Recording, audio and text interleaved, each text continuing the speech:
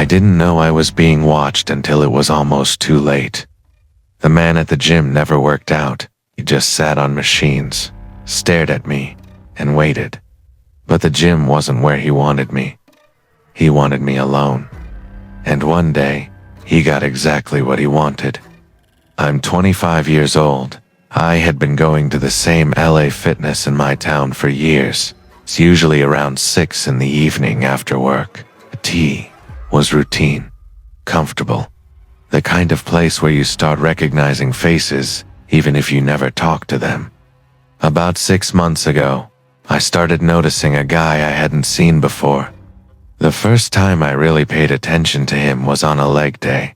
Les was doing squats in the rack.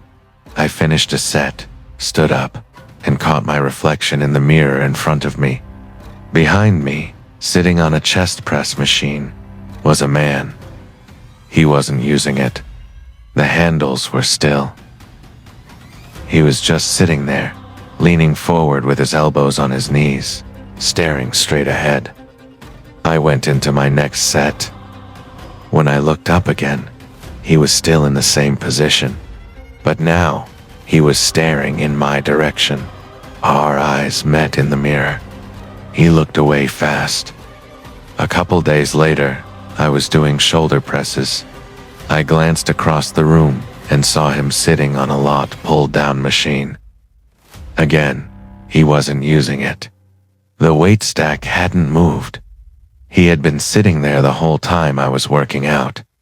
Every time I looked over, I caught him staring before he turned his head away.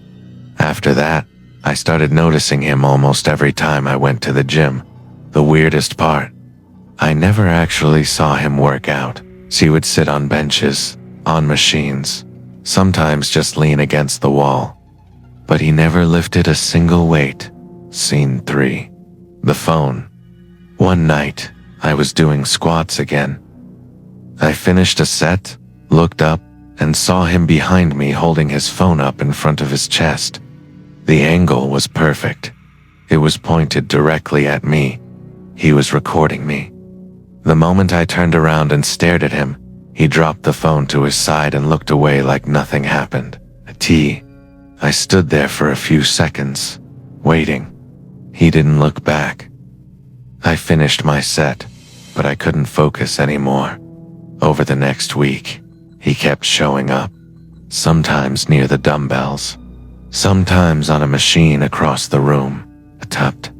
But no matter where I was in the gym, he always had a clear line of sight to me.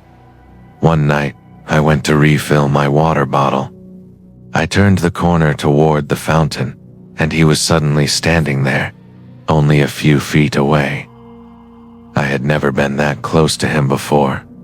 He was taller than I thought, broad shoulders. His face was blank, no expression at all. He looked down the moment he saw me, mumbled something I couldn't hear, and walked past me without saying a word. But as he passed, his shoulder brushed mine. It felt deliberate, like he wanted me to know he could touch me if he wanted to. That night, I decided to change my routine. One night, I was doing squats again. I finished a set, looked up, and saw him behind me holding his phone up in front of his chest. The angle was perfect. It was pointed directly at me. He was recording me. The moment I turned around and stared at him, he dropped the phone to his side and looked away like nothing happened. I stood there for a few seconds, waiting. He didn't look back. I finished my set, but I couldn't focus anymore. Over the next week, he kept showing up. Sometimes near the dumbbells, sometimes on a machine across the room. But no matter where I was in the gym, he always had a clear line of sight to me. One night, I went to refill my water bottle. Turned the corner toward the fountain, and he was suddenly standing there, only a few feet away.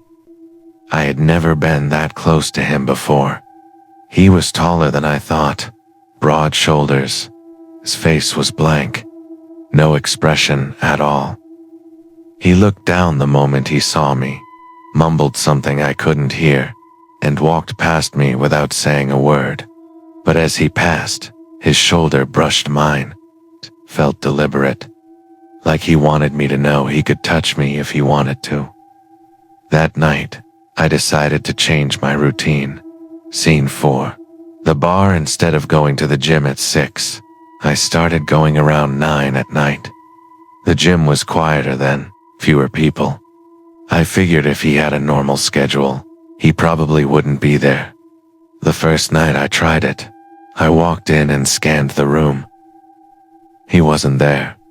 Same thing the next few nights. I thought maybe I had solved the problem. Maybe he had moved on. Then one weekend, my friends and I went out to a bar downtown. Loud. The kind of place where you can barely hear yourself think. We were standing near the back of the room when I turned around and saw him, taving alone at a small table against the wall. Dark jacket, baseball hat pulled low over his face. He was staring directly at me. The second he realized I had seen him, he looked down at his drink. Over the next 20 minutes, I caught him looking at me several more times. Each time, he'd look away fast, but he never left. He just sat there, nursing the same drink, watching. I told my friends I wanted to go somewhere else. We left and walked a few blocks to another bar. I didn't see him again that night. But on the drive home, I kept checking my rearview mirror. Every pair of headlights behind me made my stomach tighten. There's a nature preserve near my house. It has a long dirt trail that cuts through the woods. Sometimes I run it during the day. It's peaceful, quiet. I had never felt unsafe there. This was a cloudy afternoon. I started my run on the main path, moving deeper into the preserve. About 10 minutes in, I noticed someone jogging behind me. At first, it didn't seem unusual. People run on that trail all the time. But after a minute, I realized the distance between us wasn't changing. He stayed exactly the same distance behind me, not gaining, not falling back. I increased my pace slightly. Within seconds, I heard his footsteps speed up too. I sped up again. So did he. That's when the adrenaline hit. I glanced back quickly. A man in a hat, head down, jogging behind me. His build looked exactly like the guy from the gym. I knew there was a small dirt path up ahead that led to a nearby street. If I took that turn, I could get out of the preserve. I started running faster, not jogging, sprinting. His footsteps got louder behind me. He was running too. When I reached the narrow path, I turned hard and pushed my legs harder than I ever had. I could hear him behind me, his shoes pounding the dirt, his breathing getting closer. I burst out of the trail onto the street and started screaming for help. A man across the road was standing in his driveway. He looked up immediately. The second he saw someone else, the footsteps behind me stopped. I turned around. The guy from the gym was standing at the edge of the trail. He was breathing hard. His hat was still pulled low, but I could see his eyes now, wide, unblinking. He stared at me for one long second.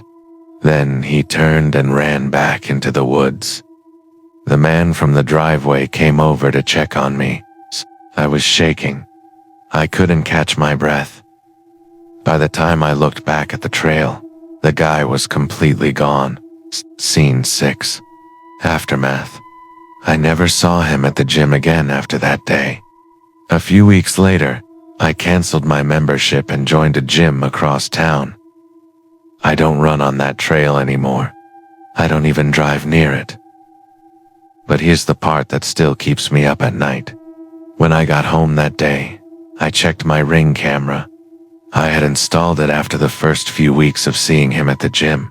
I scrolled back through the footage. There he was, standing at the end of my driveway at 3 in the morning, 2 nights before the trail incident. Just standing there, staring at my front door for 45 minutes. He never knew. The police couldn't do anything. Without a clear threat or evidence of a crime, they just told me to keep the cameras on and call if he came back. He never did. At least I don't think he did. But sometimes late at night, I find myself staring at the window, listening for footsteps that aren't there, waiting for a face that I hope I never see again. The worst part isn't what he did. It's what he was planning to do. And the only reason I'm alive to tell this story is because a man was standing in his driveway at exactly the right time. I don't go to that gym anymore. Don't run on that trail. And I never, ever assume I'm alone. Some people don't want your money.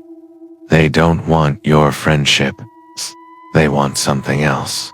And by the time you realize they're watching, they've already decided what to do with you. If you feel like someone is following you, trust your instincts, change your routine, keep your eyes open, okay? And never let yourself be alone in a place where no one can hear you scream. This is Xyron fear. Lock your doors, check your cameras, and remember, the scariest people don't always look like monsters. Sometimes they look like the guy sitting on the machine next to you.